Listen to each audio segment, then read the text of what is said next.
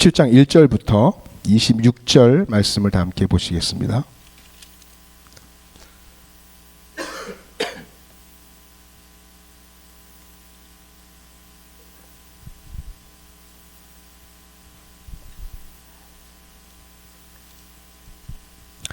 (1절부터) (26절) 길지만 우리 교독하며 주님께 나아갑니다. 예수께서 이 말씀을 하시고 눈을 들어 하늘을 부르러 이르시되 아버지여 때가 이르렀사오니 아들을 영화롭게 하사 아들로 아버지를 영화롭게 하게 하옵소서.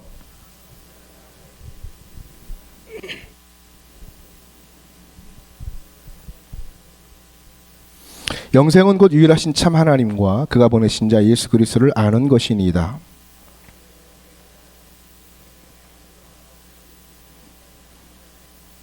아버지여 창세전에 내가 아버지와 함께 가졌던 영화로서 지금도 아버지와 함께 나를 영화롭게 하옵소서.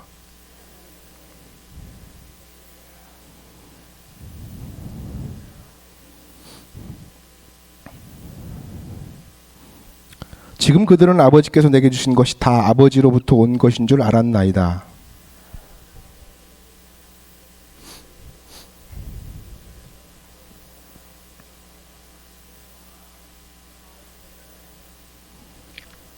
내가 그들을 위하여 비옵나니 내가 비옵는 것은 세상을 위함이 아니요 내게 주신 자들을 위함이니이다. 그들은 아버지의 것이로소이다.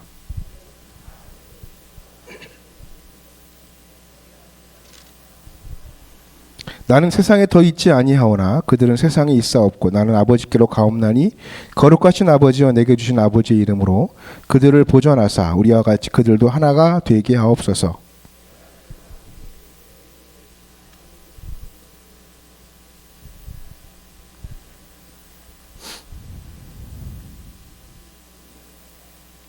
지금 내가 아버지께로 가오니 내가 세상에서 이 말을 하옵는 것은 그들로 내 기쁨을 그들 안에 충만히 가지게 하려 함이니이다.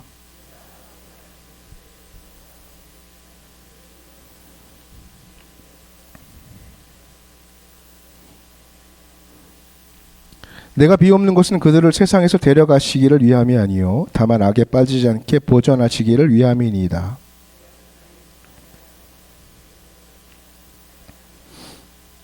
그들을 진리로 거룩하게 하옵소서. 아버지의 말씀은 진리니이다. 또 그들을 위하여 내가 나를 거룩하게 하오니 이는 그들도 진리로 거룩함을 얻게 하려 함이니이다.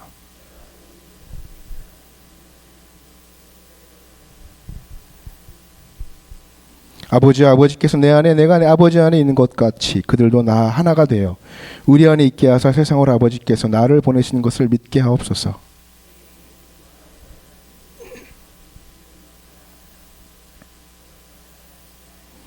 곧 내가 그들 안에 있고 아버지께서 내 안에 계시어 그들로 온전함을 이루어 하나가 되게 하려 함은 아버지께서 나를 보내신 것과 또 나를 사랑하심 같이 그들도 사랑하신 것을 세상으로 알게 하려 함이로소이다.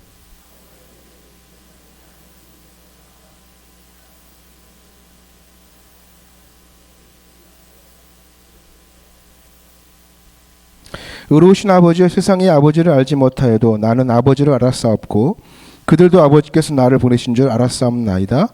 내가 아버지의 이름을 그들에게 알게 하였고 또 알게 하리니 이는 나를 사랑하시는 사랑이 그들 안에 있고 나도 그들 안에 있게 하려 함이니이다. 아멘. 할렐루야. 우리 옆사람과 좌우로 인사하겠습니다. 당신이 오늘의 주인공입니다. 인사하겠습니다. 당신이 오늘 주인공입니다. 예, 오늘 주인공입니다. 무슨 주인공이요? 응답의 주인공입니다. 예, 오늘 여러분 주인공이 되시길 바랍니다. 1960년대, 70년대 또 초등학교라고 말하지 않고 국민학교라고 했던 졸업을 했던 때가 기억납니다. 예, 제가 졸업장 받고 이렇게 헤어질 때 굉장히 울었던 기억이 나요. 뭐 초상집이야, 초상집. 막 서로 헤어진다고 막 그때 국민학교 때 사랑하는 친구들 뭐 정든 교정을 뭐 송사하고 답사하고 막 질질 짜고 막 그랬어요. 그때 나이 보니까 13살이었어요. 그러니까 13년 살았는데 뭐가 그렇게 이별이 슬펐는지. 예. 그때는 되게 심각했던 기억이 납니다. 근데 여러분 졸업한 이후에 세상을 살다 보니까 야, 진짜 이별은 또 있구나. 진짜 이별은 또 있구나. 많은 이별들을 우리가 직면하고 살아가는구나. 그래서 많은 사람들이 좋아했던 김광석의 노래 서른쯤이라는 노래 보면은 점점 더 멀어져 간다. 머물러 있는 그죠? 청춘인 줄 알았는데 그게 30살 때 그 얘기를 해요. 30살도 어린 나이잖아요. 사실 젊은 나이고요. 그 이후에 얼마나 많은 이별을 하면서 살아갑니까? 이별로 눈물 짓고. 예. 그래서 그때서야 이별의 의미를 알아가는 거죠. 여러분, 이별에는 두 종류가 있습니다. 영원히 만나지 못하는 완전한 이별이 있고요. 또 다시 만날 날을 기약하는 소망이 있는 이별이 있습니다. 근데 소망이 있는 이별은요, 헤어질 때 약속을 합니다. 다시 만날 때까지 약속을 이루기 위해서 최선을 다해서 부끄럼 없이 살기 위해서 노력하죠. 여러분, 오늘 읽은 이 말씀은요, 예수님께서 세상을 떠나기 직전 제자들에게 하신 기도입니다. 기도로 표현하신 약속의 말씀입니다.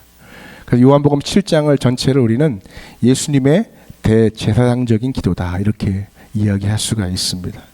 그래서 이 기도를 좀 이렇게 요약을 해보면 이 기도는요, 주님 자신을 위해서 기도했고요, 제자들을 위해서 기도했고요, 또 세상을 위해서 기도했어요. 이렇게 세 부분으로 이루어져 있습니다.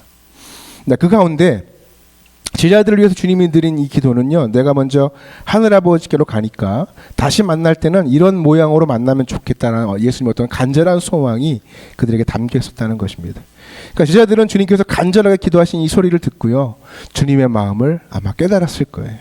그리고 예수님께서 승천하신 다음에 다시 주님을 만나 뵈올 때까지 이 주님의 기도를 기억하면서 그들이 이 기도대로 살기 위해 분투하고 노력했지 않았을까 생각합니다.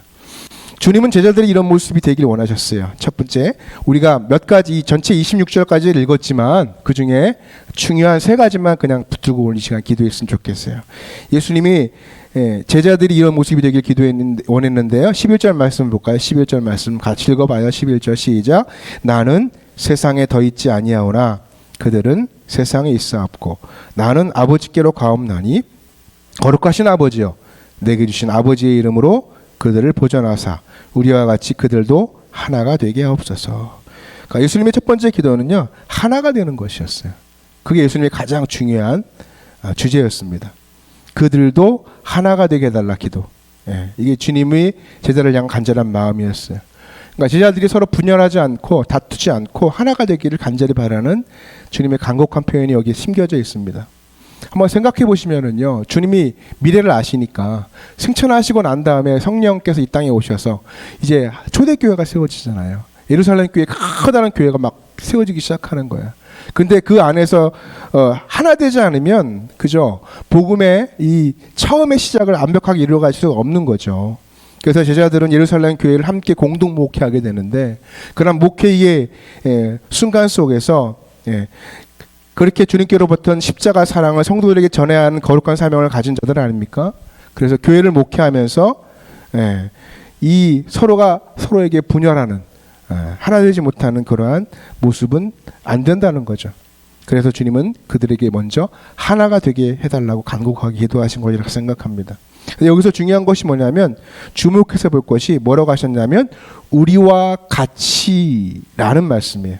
그러니까 주님이 표현하신 우리는 뭐냐면 삼위일체 하나님이죠. 삼위일체 하나님. 그러니까 삼위일체 하나님은 어떤 하나님이에요? 분열하지 않았다는 거예요. 하나였다는 거예요. 동역하셨다는 거예요. 그래서 그런 분들, 그 삼위일체 하나님처럼 너희도 서로 하나가 되어라는 것입니다. 그래서 삼위일체 하나님은요, 인간의 구원과 세상의 구원을 위해서 동역하셨어요. 성부 하나님은 아들 예수님을 이 땅에 보내셨죠. 그리고 아들을 십자가에 내어주셨고요. 아들이 겟세마네 동산에서 간절하게 구하는 것도 하나님은 어떻게 했어요? 침묵하셨어요. 아버지요, 아버지요, 이 잔을 내게 옮기옵소서. 그럴 때도 침묵하셨어요. 그 아들 예수님은 아버지 하나님의 말씀을 듣고 이 땅에 내려오셔서 그 말씀을 이루기 위해 분투하셨고요. 끝까지 죽기까지 순종하셨어요. 그러니까 아버지와 아들은 항상 동역했고 분열하지 않고 하나였다는 것입니다. 아들 예수님은 승천하시기 전에 성령을 약속하셨고요. 승천하신 후에는 약속대로 성령 보내주셨습니다. 그리고 그 성령이 하나님의 교회를 세우고 오늘 우리 가운데 내주에 계신다는 것입니다. 그래서 인간의 구원을 위해서 성부, 성자, 성령이 서로 다투지 않고 분열하지 않고 질서 가운데 동행하셨다는 거예요. 여러분 어떻습니까? 우리는 이 삼위 하나님의 모습을 닮아가고 있습니까?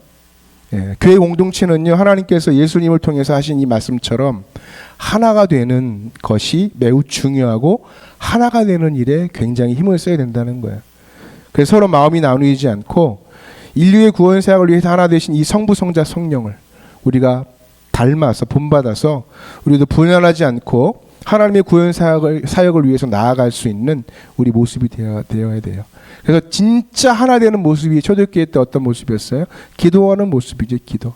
그러니까 하나됨의 가장 첫 번째 표징은 사실 기도입니다. 그래서 기도가 많아지고 함께 기도하는 무리들이 많아질 때 그만큼 교회의 결집이 일어나고 능력이 배가가 된다는 거예요. 그래서 이 자리에 여러분들이 어떻게 보면은 교회의 하나됨을 위해 오신 거예요. 물론 각자의 기도 제목도 있겠지만 제일 중요한 것은 교회 하나됨입니다. 하나됨의 기도가 능력을 발한다는 거예요. 그래서 우리는 하나 되기 위해 힘써야 된다는 거죠.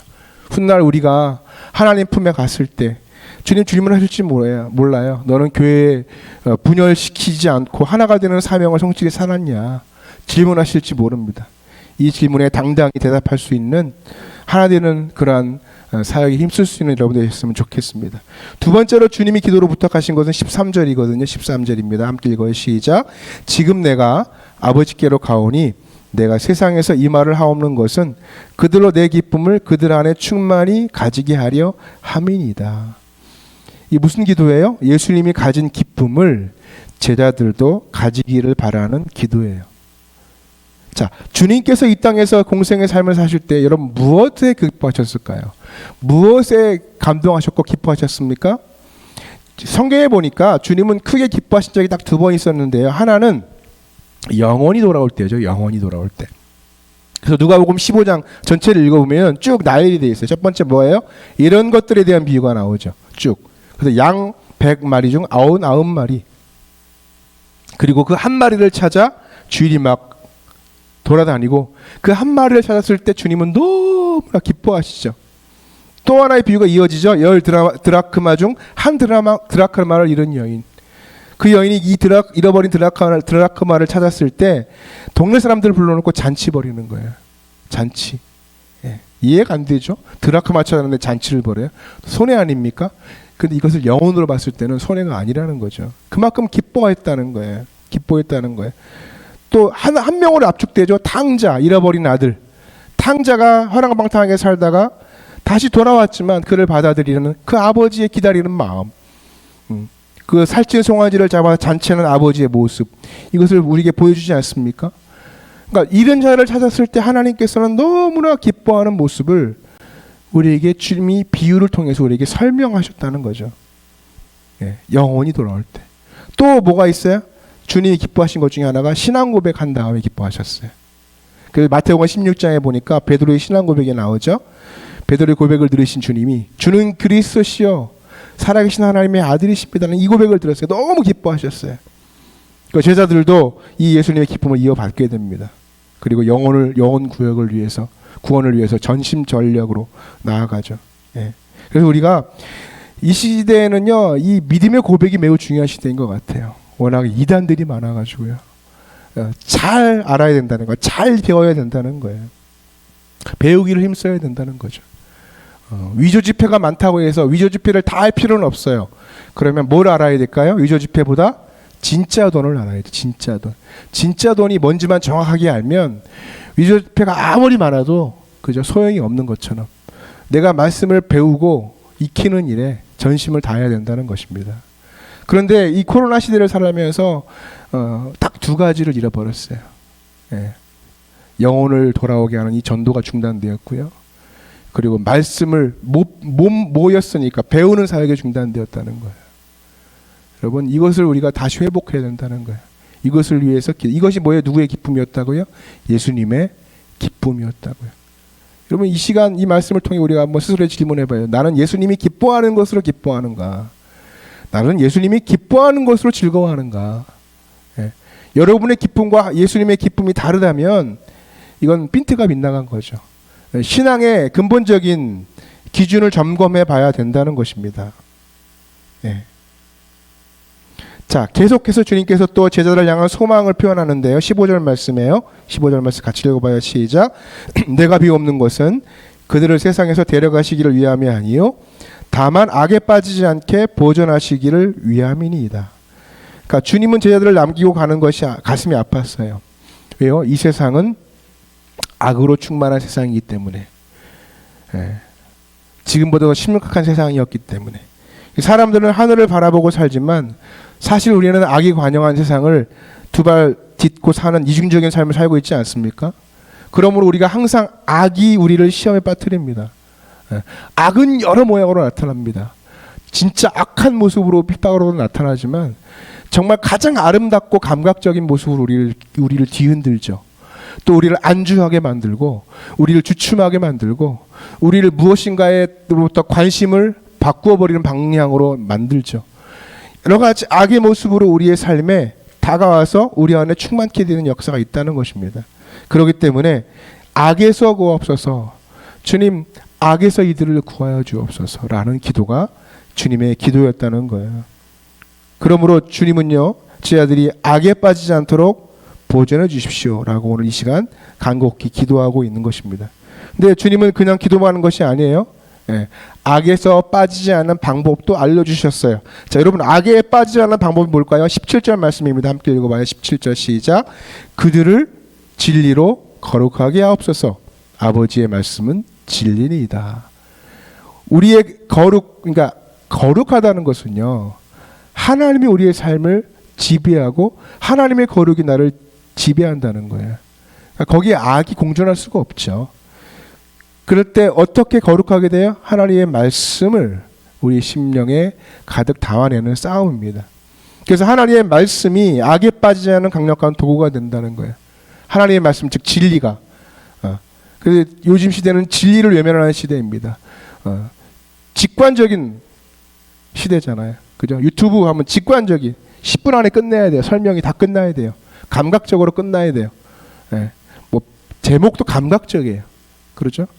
가만히 앉아가지고 말씀을 분석하고 읽고 깨닫고 묵상하고 되씹고 곱씹고 할 시간이 없어요. 여러분, 그래서 이런 때일수록 우리가 하나님의 진리 안에 나 자신을 드려야 된다는 것입니다. 그래서 이러한 세상의 악에 빠지지 않기 위해서 여러분 방도가 없어요. 여러분, 방도가 다른 방도가 없다는 거예요.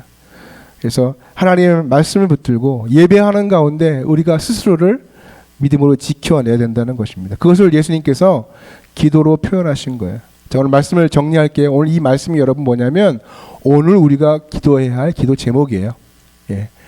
이 기도 제목, 이 예수님께서 우리를 향해 중보하셨던 이 기도의 제목을 가지고 우리가 이 시간 기도했으면 좋겠어요. 그래서 오늘 우리에게도 진리의 말씀, 아버지의 생명의 말씀이 악한 세상을 이기는 힘이 원천이 될 줄 믿습니다. 그래서 이 악한 세상을 이겨내는 유일한 방법이 뭐예요? 말씀 붙들고 사는 거죠. 그래서 예수님께서 오늘 본문에 세상을 떠나시면서 제자들에게 남기신 말씀이 뭐예요? 분열하지 말고 하나가 되라, 하나가 되라, 하나가 되라. 기도로 하나가 되라. 성민의 백성들이여 기도로 하나가 될지어다. 이제 기도로 하나가 되는 거죠. 그 다음에 나의 기쁨을 충만하게 하라. 예수 그리스도의 기쁨이 무엇인지를 여러분 이제는 분별하시길 바랍니다. 그리고 내가 이 시대에 악에 빠지지 않도록, 이 시대에 악에 휩쓸려가지 않도록 분별하셔서 우리 자신을 지키고 보존하는 것에 힘쓰는 여러분 되시기를 축복합니다. 오늘 이 말씀을 기억하고 이 시간 우리 함께 기도할 텐데요. 우리 먼저 찬양하고 우리 하나님 앞에 여러 가지 기도 제목을 가지고 기도하며 나아가겠습니다. 우리에게는 소원이